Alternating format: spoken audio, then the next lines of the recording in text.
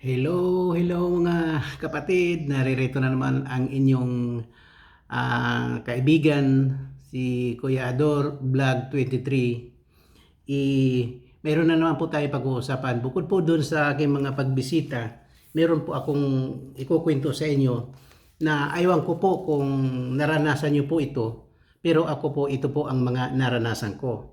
At ito rin po ang mga ginawa ko doon sa mga nangyayari po doon sa aking bahay. Ang ibig ko pong sabihin doon sa mga nangyayari sa aking bahay, kung minsan po higit pa sa dumarating sa akin ang nalalagas. Kunyari may dumating sa akin na 50 na bisita o panauhin sa aking bahay, 60 po ang nalalagas. Ibig sabihin po, pag dadagdagan po ng 50 yung aking subscribers, 60 po ang nalalagas. Kunyari, natulog ako ngayon na ang subscribers ko ay 200, pagising ko po 150 na lang, o 140 na lang, o 130 na lang. Ganun po. So, ang ibig sabihin, nalalagas po sila. Pero alam nyo po ba na natuklasan ko, aywan ko lang kung pati po kayo natuklasan nyo rin, na tayo pala kapag nag-subscribe po tayo sa isang tao, paglipas po ng kinabukasan o ilang minuto lang, siguro po inaalis po ni Lulu. Kasi po ganito po, ipagpalagay na natin na nag-subscribe ako kay Tita Amy, nag-subscribe po ako ngayong araw na to. Siyempre umaasa po ako, nakasubscribe na ako sa kanya. Paglipas po ng kunyari kinabukasan, tiningnan ko, hindi na naman niya ako subscribers. So, ang ibig sabihin, nalagas ako doon kay Tita Amy. Tapos, minsan itanong ko rin kay Tita Amy kung nangyari ba sa kanya. Ganun din ang nangyari sa kanya. Hindi daw siya nakapag-subscribe sa akin. Pero nung una po, nag-subscribe siya sa akin. Pero paglipas ng ilang araw, hindi na naman daw siya nakasubscribe. Yun po yung nalagas sa akin. So, ganun po ang aking naisip. Na kunyari po, katulad kay Samsay, katulad kay Just Cooking, ilang beses na ako nag-subscribe kay Samsay. At sa tuwing bumabalik po ako doon sa kanyang bahay, ay nakikita ko po na hindi ako nakasubscribe sa kanya. Ganon din kay Just Cooking. Marami po sila, hindi lang po kay Just Cooking, kay Samsay. Ibig sabihin, lahat halos ng mga binabalikan kong mga bahay, katulad ngayon po, nag-iikot po ako na may misita po ako sa mga bahay-bahay, nakikita ko po na hindi nila ako subscribers. So, nagsusubscribes po ako uli. Paglipas na naman ng ilang araw, binabalikan ko na naman yung kanilang bahay, hindi na naman nila ako subscribers. Siguro po, ito po ang nangyayari, kaya iniisip po natin na nawawala o nalalagas. Nalalagas po kasi nga, hindi natin nila tayo subscribers. At kayo, hindi ko na rin kayo subscribers. Kaya po, pabalik-balik yung aking bahay, na kunyari, nasa 1,000 na, magiging 800 na lang, magiging 900 na lang, balik na naman uli sa 700. Mahirap pong marating. Kaya lang po, ang pinakamaganda, kapag nabalikan po natin yung ating, kunyari, nag-subscribe ako kay Tita Amy, at nabalikan ko na po siya ng 2 o 3 beses, siguro po paglipas ng 3 beses na yun, hindi na po ako nalalaga sa kanya. Kasi nakikita po ni YouTube na original po ang ating account. Yun po ang aking napapansin. Kasi po mayroon pong mga nagsusubscribe po sa akin, na nagla-like sa akin, nagtatamsak sa akin, nagdadan po sa akin. Parang sa tingin ko po, hindi po original yung kanilang account. Kasi po, iisa lang ang subscribers nila, isang tao lang. Minsan po nakalagay doon 1 year na silang kunyari 1 year na yung kanilang account, pero iisa lang ang subscriber. Siguro po napapansin yun ni YouTube na hindi original yung account na yun, o ninja lang siguro. Kaya po tinatanggal ni YouTube. Kunyari nag-subscribe sa akin yung ninja na yun, tinanggal ni YouTube, nalagas po sa akin yun. O kung ako man po mayroong gano'n na otro ibang account at nag-subscribe ako sa kunyari kay Tita Amy, tinatanggal ni Lolo yun doon kay Tita Amy, nalalagas din po kay Tita Amy yun. Yun po ang ibig kong sabihin ng nalalagas. So kung ako po, nakikiusap po ako sa inyo na kunyari po nag-subscribe kayo sa akin ngayon at paglipas ng ilang araw, balikan nyo po yung aking bahay, tingnan nyo po kung nakasubscribe kayo uli sa akin. Kasi kung hindi po uli kayo nakasubscribe, iyon po yung nalagas sa akin. At pag nag-subscribe po kayo uli, yun po yung bumabalik. Kasi po yung aking bahay, akyat baba, parang ibig sabihin naglalaro po. Kaya siguro po yung iba nga doon, natutuklasan nila na hindi sila nakasubscribe sa akin, nagsusubscribe sila uli sa akin. doon lang po tumataas uli yung aking bahay. Pero pag tinanggal ni Lolo, balik na naman ulit sa baba. Yun po ang sinasabi ko. Yun po ay natuklasan ko lang. Kung kayo naranasan nyo, sana po kung hindi man ulitin nyo po yung pag-subscribe sa inyo. Hindi lang para sa akin, para po sa lahat. Kasi ganun po ang ginagawa ko sa lahat. Katulad nga po kahapon, wala po akong ginawa kundi magbalik doon sa aking mga subscribers po. Sa akin kung saan ako nag-subscribes. Marami po. Katulad lahat po nito mga nakalista po dito sa notebook pong ito. Lahat po yan binalikan ko. Halos kunyari 50 na tao yung nabalikan ko, halos 40 doon na hindi ako subscribers. Kaya inulit ko po na mag-subscribe sa kanila. Sila po na aywan ko kung napansin nga po nila yung ganong sitwasyon. Sa bagay marami po akong nakakausap dyan sa mga nagla-live na nalagas nga daw po yung kanilang bahay, nalagas daw po. Ako po talagang naranasan ko po yung maraming lagas. Kaya po nang matuklasan ko po na gano'n, na kailangan kong balikan, gano'n na po ang ginagawa ko. Di nyo po ba napapansin, kahit na si Siyam Say po, nasabi niya sa akin na, Kuya Ador, ang bilis mo namang nakarating sa dulo. Ibig sabihin, ang bilis mo naman naka 1,000 subscribers. Kasi nga po, binabalikan ko po yung aking mga na-subscribe, na kung saan ako nag-subscribes, binabalikan ko po sila. Kung hindi na nila ako subscribers, nagsusubscribes po ako uli. Siguro po, napapansin nila na nag-subscribe ako sa kanila, bumabalik po sila sa akin. At sa yun nga po, sana po, hinihiling ko rin po sa kanila o sa inyo, na kung kayo po ay nakapag-subscribe na kay Tita Amy, kay Kuya Ador Vlog, o dito kay Samsay, o dito kay Munas Place, kay BBC Bike, ibig sabihin lahat po ng mga subscribers ko, saan kayo subscribers, subukan nyo pong balikan. Kung hindi po kayo subscribers, ang ibig sabihin nalagas po kayo sa kanila. Hindi ito sa akin lang, kundi sa atin lahat po, sa atin lahat.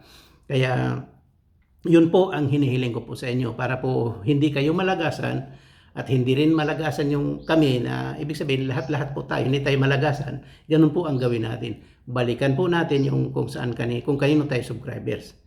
Yan po ang hiling ko po sa inyo. Isang tulong din po yun. Katulad ngayon, ako nasa 1,000 na po ang subscribers ko, pero pinanghirapan ko po, hirap na hirap po ako makarating doon. Pero awa ng Diyos, nando doon. Pero sabi nga ni Nisnoy, delikado pa rin daw po. Parang delikado pa rin po. Maaring bukas makalawa, malagasan, kaya hinihiling ko po na sana wag naman malagasan. Pero yun nga po, binabalikan ko lang po sila. Ayan po ang aking karanasan. Kaya sinasabi ko po sa inyo na gawin nyo po yun, yung balikan nyo yung dati nyong kung saan kayo nag-subscribes. Kunyari sa akin, nag-subscribes kayo sa akin, balikan nyo po baka hindi po kayo nakasubscribe sa akin. Hindi ko po sinasabing para lang huwag kayo mawala sa subscribers ko. Hindi po. Ibig kong sabihin, kasi ganun po ang ginagawa ko sa inyo. Binabalikan ko po kayo, at kung hindi ako subscribers, nagsusubscribes po ako uli. Ganun po. Ayan po ang aking mga karanasan po doon sa pagmamatsyag ko po dito sa ating ginagawang entertainment po, para po maging happy po tayong lahat. Ayan po. Ayan po, ituloy na po natin itong ating mga pagbibisita.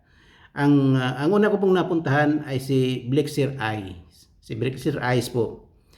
Pumunta po ako sa bahay nila, kaya lang po wala po siya doon. At may napagtanungan po ako doon, ang sabi, nasa biyahe daw po. Sabi ko, bali. Okay, sabi kong ganyan. Babalik na lang po ako mga ilang araw. At bumalik po ako uli doon sa kanila. Ganon din po, nasa biyahe pa. Siguro po nasa bakasyon po. So, nung bumalik po ako sa kanila, nasa biyahe pa rin. So, umuwi na lang po ako. Umalis na lang po ako doon. Hindi ko po siya natagpuan kasi po lagi pong nasa biyahe. Yan po ang aking karanasan doon po sa bahay ni Blixer Eyes. Ang pangalawa ko pong napuntahan ay yung pong bahay ni Nance TV Mix Vlog po. Sa bahay po ni Nance TV Mix Vlog, namimigay po sila ng bigas. Ito po pala si Nance TV Mix Vlog, kasamahan po ito ni Buhay Relocation Site Vlog. Buhay Relocation Site. Sila po ay magkakasama. Kasama po sila sa mga namimigay po ng bigas. Ang mga donor po ay kanilang mga binabanggit dahil kailangan natin ang kanilang permiso. Kailangan po nating sabihin po sa kanilang, sila po na namimigay po sila ng mga bigas, kailangan po natin humingi sa kanila ng permiso kung pwede po natin silang bisitahin. Pero sabi naman po ni Nance TV na okay lang po kahit na pagmasdan natin yung kanilang mga ginagawa po. At yun nga po, namimigay po sila ng bigas. Madami siyang binigkas na mga donor at hindi ko pwedeng banggitin dahil kailangan natin ng kanilang permiso. Yung kanilang mga donor po, mga galing po ng abroad. Pero hindi ko po babanggitin kasi po kailangan po natin ng kanilang permiso. Yan po ang aking naranasan nung dumalaw po ako sa bahay ni Nance TV Mix Vlog po. Napakabuti rin po ni Nance TV. Parehas po sila ni Buhay Relocation. Kaya kung sino man po ang makapanood ng video ito, i-subscribe po natin ang dalawang ito. At idamay na rin po ang Kuya Dul Vlog 23. Siyempre po, yun po ang kailangan natin. Ayan po. At ang kasunod ko pong napuntahan ay ang bahay po ni Munas Place. Doon po sa bahay ni Munas Place, sarap po nung kanyang, may nakita po ako doon, sinigang na hipon at spaghetti. Yung sinigang na hipon po, ang sarap po, ang sarap. At saka, mahilig po ako sa spaghetti. Paborito ko po yung spaghetti. Kaya nilantakan ko po yung spaghetti na inihain po nila sa atin. Doon po sa bahay ni Munas Place. Yan po ang aking naranasan doon. At nakarating din po ako sa BCC Bike Adventure. Sa bahay po ni BCC Bike Adventure, mayroon po nung chicken inasal. Tapos mayroon din pong bituka. May nag-ano pala sila, nagba-barbecue po pala sila. Tapos mayroon silang tinatawag na chow pan rice. Di ko po alam kung parang chow pan rice parang chow pan parang Chinese po ito o Saudi po. Pero yun po ang aking nakita po doon. Pero siyempre yung chicken inasal at saka bituka ng baboy, ang alam ko ang Saudi po parang hindi kumakain yata ng baboy. Kaya malamang sa ano po ito, sa Hong Kong po ito. Ang kasunod ko pong napuntahan yung pong bahay ni Eric Age Story. Eric Age Story po ang aking napuntahan. Hindi po ako masyadong nakapag-ikot kasi po meron pong pusa doon na laging nakatingin sa iyo. Kung saan ka man po, lagi nakasunod sa iyo. Kaya hindi po ako nakagalaw, hindi po ako masyadong nakapasyal doon. Kasi yun po, natatakot po ako, baka biglang magalit yung pusa Kaya yun po ang aking karanasan doon sa bahay ni Eric Kids Story po. At nakarating din naman ako sa bahay ni Nas Kitchen. Doon po sa bahay ni Nas Kitchen, mayroon po dong chicken roast recipe. At ang nakalagay po doon, chicken roast recipe in food style of home by Nas Kitchen. Sariling gawa pala po yun ni Nas Kitchen. Yung kanya pong style yung chicken roast recipe. Na okay po. Yun po ang business ni Nas Kitchen. Kaya po pala Nas Kitchen. Okay po. At nakarating po tayo sa bahay ni Puri Waray. Kay Puri Waray po, mayroon pong akong nakita doon, mayroon kung sa Bisaya ba tinatawag ng daruhan. May kung Puri Waray, kung mapapanood mo to, bilib po ako doon sa mga tanim, ang gaganda po. Yung mais po ang gaganda. May maisan po doon sila doon, ang ganda. At sabi nga po ni Puri Waray, kasi habang nandoon po ako, nakamasid po ako doon, isa naman daw wag bagyuhin. Kasi po parang umuusbong pa lang po yung nag-uumpisa pong, ang tawag po sa Bisaya banay ba? Nagbabanay pa lang yung mais. Yung pong, kung baga parang namumulaklak pa lang siya. At yung banay po na yun, yung bulaklak po na yun, yun po ang nagbibigay ng puso ng mais. O puso, yung nagiging bunga ng mais. Sanay po tayo sa bukid, kaya alam po natin yung kalakaran kung ano pong nangyayari doon sa mais. Halimbawa, nagbanay na, namunga na, yun po ang magbanay muna o magmulaklak muna bago magbunga. Ganun po ang mais. Yun po ang doon sa pagdalaw ko sa bahay ni Puri Waray. At ang una ko pong, at ang kasunod ko pong napuntahan naman, yung bahay po ni Toast. Yung bahay po ni Toast, ano po English speaking po ito, hindi po ito Pilipino. Pero parang ano po siya, parang model po siya. Kasi marami pong picture doon sa kanyang bahay. Dahil sa hindi ko pa naman talaga nakita ng personal ito si Toast, yung pong model, mga modelo pong yun, parang siya po yun. Kasi isa lang po ang mukha, yung kanyang picture doon sa kanyang bahay at yung mga nakadikit po doon halos pare-parehas po ang picture, kaya parang inisip ko parang siya po yun. At ang kasunod po nating napuntahan ay ang bahay po ni Daisy 76. Ang bahay po ni Daisy 76 dinala po niya tayo doon sa kanyang hardin. At doon po sa kanyang hardin, marami pong mga tanim. Mayroon po akong napansin doon na isang atis po. At yung atis po na yun, may bunga. May bunga po. Pero parang tinitingnan ko, parang hinog na o parang hindi pa. Pero yun po, pinagmasdan ko lang po yung atis na yun. At sabi kong ganyan, sana po mahulog yung atis na yun para makain ko po. Yun po ang aking naranasan doon po sa bahay ni Daisy 76. Ang kasunod ko pong napuntahan ay ang bahay po ni Lynz Eden Vlog. At doon po sa bahay ni Eden Vlogs, marami pong mga pagkain. Sari-sari pong pagkain. Yun po ang inalok niya sa akin, marami pong pagkain. Sa dami po ng pagkain, hindi ko na matanda kung ano-ano yung mga kinain ko. Sa dami po. At nakarating naman ako sa bahay ni May o ni May Ruiz Dinaba. Doon po sa pagpunta ko po sa kanila, may mga bata po na kumakain ng saging. At may mga naglalaro din po. Kaya yun, osyoso na lang po ako sa kanila, pinagmamasdan ko na lang po sila habang kumakain ng saging. At yung mga naglalaro po, mga bata po sila, mga bata. Yun po ang akin nakita doon sa bahay ni May Ruiz Dinaba. At nakarating din po ako sa bahay ni Ding Channel. Pinakain niya po din tayo doon at ang kanya pong hinihanda po sa atin ay rice with egg. Yung rice with egg po na parang pang-almusal po, pero sarap po. Ang sarap ng pagkakagawa ng kanyang rice. At ang atin pong dessert ay ice cream po. Ice cream po ang ating dessert. Sarap po ang aking kinain doon. Kaya sa tuwing may mga pinupuntahan po ako at pag inaalok po ako ng pagkain na hindi po nakakaligtas talaga. Kinakain ko po yung mga iyon. Kasi po sa haba po ng nilalakad, medyo gutom na sa tuwing dumarating. Kahit po galing ako sa isang bahay, pagpunta ko sa isang bahay, gutom na naman. Kasi po lakad po ng lakad eh. Ayan po ang aking mga karanasan. At ang kasunod ko pong napuntahan ay ang bahay po ni Jenny's Channel. Si Jenny's Channel po, at may nagsasayawan po doon. At napadaan din ako doon sa may lawa.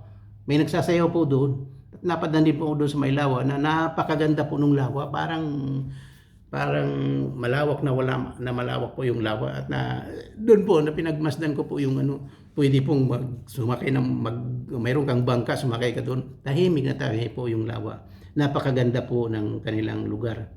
Doon po kay Jenny's Channel po. At ang kasunod ko pong napuntahan ay ang bahay po ni Baby Asnar o ni Babe Asnar. At pagdating ko po doon, nagsasayaw po sila ng Zumba. Sasayaw po sila ng Zumba. Marami po sila nagsasayaw ng Zumba. Sa dami po nila, hindi ko po malaman kung sino po doon si Babe o si Baby o si Babes Asnar po. Hindi ko po malaman kung sino siya doon kasi pare-pareho po sila mga babae na nagsusumba. Yun po ay nagmasid na lang po ako at iniisip ko na lang po kung sino po doon si Babe Asnar. At ang kasunod ko pong napuntahan ay ang bahay po ni Nanay Spear Vlog. Nanay Spear Vlog po. At inula po niya tayo ng tawag ko doon yung Graham po, yung Graham na dati po yung manugang ko gumagawa noon kaya lang hindi ko maalala kung paano ba yung mga ginagawa na yun. Pero masarap din yung gawa ni Nanay Spear po, ni Nanay Spear Vlog. Graham po, cake na medyo brown po at saka mayroon din pong puti. Pero ang tawag daw po doon ay Graham po. Yun po ang aking naabutan po doon. At ang kasunod ko naman pong napuntahan ay ang bahay po ni Ads and Andrew. O Andrew. Ads and Andrew po. At ang inalok po nila sa atin ay lumpiang gulay at may sausawan pa. Ang galing po ng lumpiang gulay. Ang sarap po. Ang tawag doon, spring rolls po. Ang sarap po nung ano po na yun, na lumpia. Dito po sa Spain, paminsan-minsan lang po kami nakakatikim yan. Ang gumagawa lang po niyan, Pilipino. Bueno, may Vietnamese po na restaurant na gumagawa po niyan. Kaya lang, iba po talaga pagka Pilipino ang gumawa. Kasi siyempre po tayong Pilipino, iba ang panglasa natin. Pero okay rin naman ang gawa ng Vietnam restaurant. Yan po ang aking naranasan doon sa Ads Andrew po. Yung lumpiang gulay at may sausawan na napakasarap po. Tapos ang napuntahan ko pang muli, yung pong bahay ni JM Muli Vlog. JM Muli Vlog. Doon po sa kanyang aking datnan po doon sa kanila, mayroon po siyang star fruit po. Star fruit po, ito po yata yung balimbing eh. Kaya lang hiniwa-hiwa na po yung star fruit na yon. At mayroon din pong steam crab. Yun po ang aking nakita doon. Yun po ang hinanda sa atin ni GM Muli Vlog. Ang sarap-sarap po nung aking pagkain doon sa kanila. Kaya mga kapatid, yan po ang aking naranasan doon sa aking mga pagbisita po. Kung hindi pa po kayo subscribers ng Kuya Dor Vlog 23, mag-subscribes na po kayo. Kasi po, pag hindi po kayo nag-subscribe, baka hindi ko po madalaw yung bahay nyo. At kapag nadalaw ko po yung bahay nyo, anong malay nyo? Marami akong makita doon na magagandang kwento. May kwento ko po sa ating mga kaibigan sa sa video pong ito. May kukwento ko po sa kanila na ganun po ang aking naranasan doon sa inyong bahay. Kaya please po, yung mga hindi pa po nakapag-subscribe at nakapanood po ng video ito, mag-subscribe po kayo sa Kuya Dor Vlog 23 po. At ganun din po doon sa aking mga nabanggit na mga pangalan na aking mga binisita. Kung hindi pa po kayo nakapag-subscribe sa Kuya Dor Vlog 23, mag-subscribe na po kayo. At dalawin nyo rin po yung aking bahay para po magkwento din po kayo kung ano ang nakita nyo sa aking bahay. Mag-comment po kayo sa video ito para malaman ko po na napanood nyo po ang video ito at masabi ko po na kayo po ay nakapanood sa video ito at nabanggit ko po kayo. Maraming salamat po mga kapatid. Laban lang po. At tayo po ay magtutulungan. Yan po ang ating adhikain. Maraming salamat po. Bye-bye po.